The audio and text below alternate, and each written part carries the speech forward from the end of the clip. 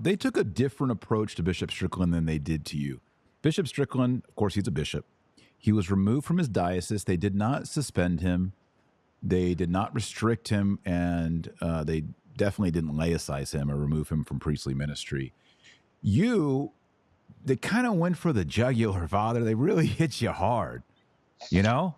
Well, They, I'll tell you, yeah, and they threw I'll tell everything you what at you. part of the reason. And Yeah, why is that going to yeah. happen to Strickland eventually if he keeps, speaking and Well, traveling? Or why did you get nuked? yeah. Here's one of the reasons for the difference, and that's a good observation. Remember what they did with Bishop Strickland. First, they did a visitation. Mm-hmm. Now, they did a visitation for me, too. They did a visitation of Priests for Life. This was like 10 years ago, 12, 11 years ago. It was actually a very positive experience. I mean, a visitation can be something very positive. We had a conservative bishop doing it, and that makes all the difference. Who's the visitator? And, a visitation can be of a blessing for a ministry, for a parish, for a diocese, for a religious order, where they come aside you, and if they come aside you in the right spirit and say, how can we help your ministry serve the church better? And you do the whole thing in a spirit of solidarity and humility, yeah, you can benefit from it.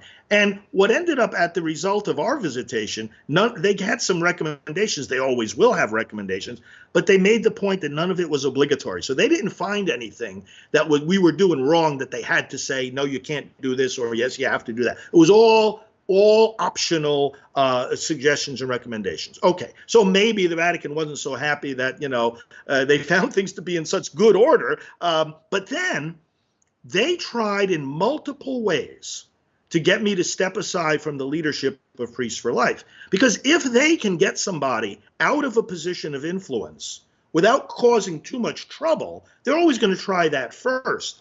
And in fact, isn't that what they did with Bishop Strickland? They said, well, we're going to ask you to resign. Now, he had already said publicly, he said to us privately, so if they ask me, I'm not going to do it. I'm not going to step aside. They're going to have to force me out. But they tried to get me out of Priests for Life.